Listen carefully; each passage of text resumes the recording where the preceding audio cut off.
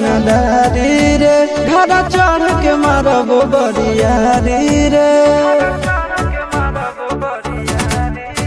छूट जी तो कैल रंगदारी रे घर चढ़ के मारब बरियारी रे तोरा बाप के न तोरा दादा के चिन्हबहु बेटा सब गोली मारबहु तैगो गिनबहु तोरा बाप के न तोरा दादा के चिन्हबहु बेटा सब गोली मारबहु तैगो गिनबहु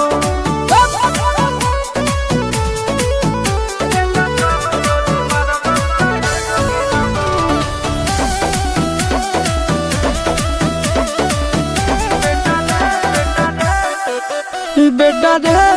काटा से ठोक देबौ चिमनी के भाटा में झोंक देबौ देखबौ कवन बाप बचैतौ तोरा प्रशासन के गाड़ी भी रोक देबौ बेटा जी सुनो बेटा रे काटा से ठोक देबौ चिमनी के भाटा में झोंक देबौ देखबौ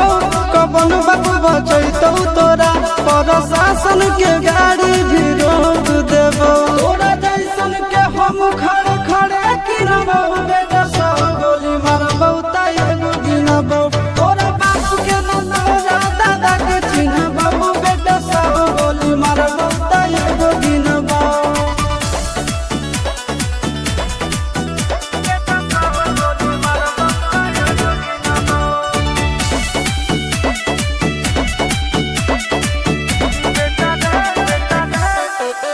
बेटा रे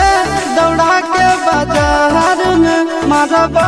गोली तोर कपार में रंगदारी जे करभी बिहार में गड़ देबौ गंगा जी किनार में इतना मार पड़तो न बेटा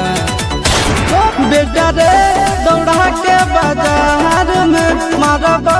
गोली तोर कपार में रंगदारी जे करभी बिहार में गड़ देबौ गंगा जी किनार में कहो चिंटू आशीष के कारण सुनबौ बेटा सब गोली मारबौ तैगो गिनबौ तोरा बाप के न तोरा दादा के चिन्हबौ बेटा सब गोली मारबौ तैगो गिनबौ